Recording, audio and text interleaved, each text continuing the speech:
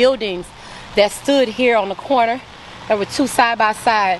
When we purchased the Uhuru House and built the Uhuru House, we knew that we wanted to have a garden to represent how beautiful the community could be. And so the guy that lived in this building, he donated all his time, and he helped us. He helped us when we laid out the plans. We built the stage, and then we were able to put our 50-foot flagpole here, the red, black, and green flag. You know, follow me this way. And so we've got apple trees. The heat messed it up. But we got apple trees and flowers, and I don't know the name of the flowers, but tomatoes and peppers. And we really want the community to understand the importance of economic growth in your own. That's why we had the young lady come out. She would have been teaching the kids how to plant and do gardening, things like that. But we have this market every month. The next market will be October the 2nd, and then we do a Halloween market for the kids. But it's so much more to the Black Power Blueprint than just the One Africa, One Nation market. We got African People Education and Defense Fund, the NTU Volunteer Brigade, and you really should come on one of my orientations so you get a feel of everything that we do. We've got over 30 different institutions worldwide. So we're in not Afghanistan, we're in London, we're in Hades, we're in Africa, Azania, Sierra Leone, all over the United States, Russia, Mexico, you name it. We have offices and cadres and comrades there. Mass organization. This work is led by the African people, the poor working class. That's what we call the African people. Me, you, people that live check by check, we make this happen. And the white people, the Northern Americans that you see, they're led under our leadership. So they have committed what we call class suicide, basically saying, hey, I'm going to give up everything because I believe in the African people. So how long y'all been doing this here in St. Louis? In St. Louis, we came here in 2017, about October 2017. Owner Janae Yeshatella is the conductor and the mastermind behind all of this. She is the one that is making all of this happen. She came and saw this building here. She saw the conditions of St. Louis City in such turmoil and poverty when she drove through, and she said it's something we got to do here. When we came across this building, she said we have to build here. When we came in here, this building, the Uhuru House, had no floor and no ceiling. People were coming in off the street to volunteer just to help us get this building together. We got it together. It's 3 floors, 9,000 something square feet. We got it together within 10 months. Wow. We also have other projects going on. The African International Workforce Program for our colonial prisoners who are in prison as we speak. When they come out of prison, they need somewhere to live. We have 4 plexes that we purchased in the neighborhood and community so that we can house these men.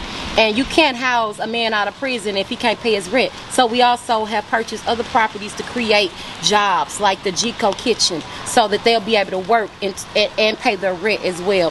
And we're doing all this in this community. We don't step outside of our community because we believe that community is the hood. They took it from us. We want it back. Yeah. How are you reaching out to the people?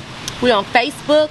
You can go to us, Black Power Blueprint, on Facebook. You can also go to our YouTube channel. We have a Uhuru YouTube channel. We have a newspaper, which you have. Also, I know it's kind of messed up. We got Black Power 96, our own revolutionary radio station. So in this paper is what we sell. This is how we get our economic development. This is the Burning Spear, the oldest revolutionary newspaper. So you can also go to One Africa, One Nation. There are a lot of platforms that you can reach us on, or to get all of everything, you can go to African People's Socialist Party.uhuru.com, and that will, basically lead you. But we're on Facebook, all over the place. Everything that we do, we put it on social media. I'm a part of the social media team, and I'm the chair of the NTU Volunteer Brigade. So the people that come through me also are introduced to every single one of the different institutions that we have. And so I do an orientation, and they get to choose. Like, we got people that come through me, and they'll be on the Garden Club, or they'll be with Black Power Blueprint, or APEDF, which is African People's Education and Defense Fund. We also have ABDEP, who are like international, and they go overseas and do things in Sierra Leone, like irrigating the land. We have comrades, like I said, in Occupied Azania, we are a huge organization. This organization been around for a very long time. This is not nothing new. Within those 10 months of being here in St. Louis, did you face any difficulties? Oh, did we? We have a lot of people in the neighborhood who really feel threatened by us.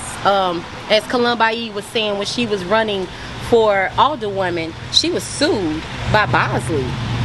Why would you do that? And this is the black community, and we're trying to build here. They should be on the same team with us.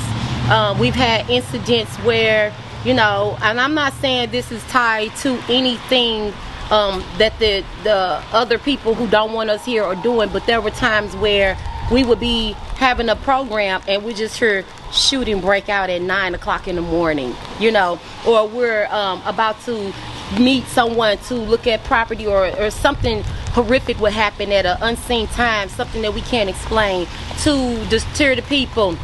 So when I say fist up, fight back. Fist up, fight back. Fighting is an action word, just like love is. We say we love black people, we love the black community, but then love is an action word. That means that we have to be moved to action.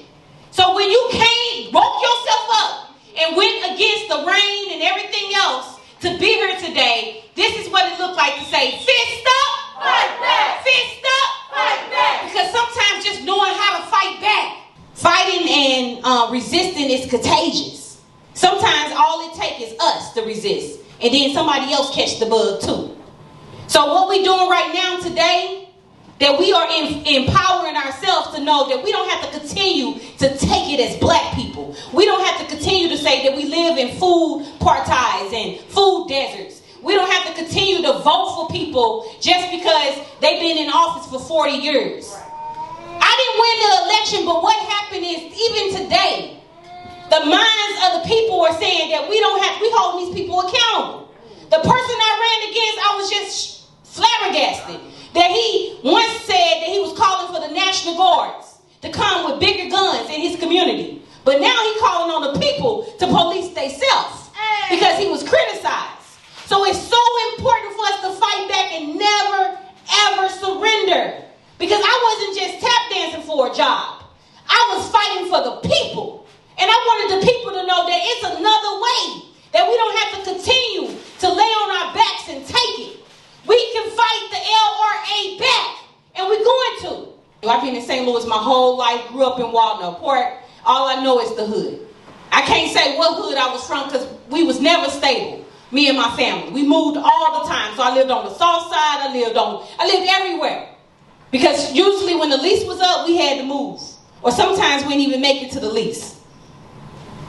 That's my life. That was my story. So I didn't know about all the people. I didn't know that all the people existed or do anything. Because when somebody threw 2 bombs in my house as a young girl, it wasn't no older person that came to pick up the pieces. When my brother was murdered, it was no older people to come there. When my dad was, they sick dogs on my dad, the police, it was no older people. So I didn't know that the older person even mattered. So I said, Chairman, why do we care if they cut the wards from 28 to 14? It seemed like less Negroes to do what they're doing. So I don't get it. And Chairman said, this is not an attack against any particular older person. This is an attack against black people. Because they're going to cut these wards so they can limit black people's ability to even run for office. It was extremely hard for me to even get on the ballot. Every step of the way, even right now, Bosley sued me and still attacking me right now because he afraid that he understands a social movement was built and they afraid right now. I'm an organizer. I'm a revolutionary. I ain't sugarcoating nothing. We need complete liberation and power, but it's an art to it.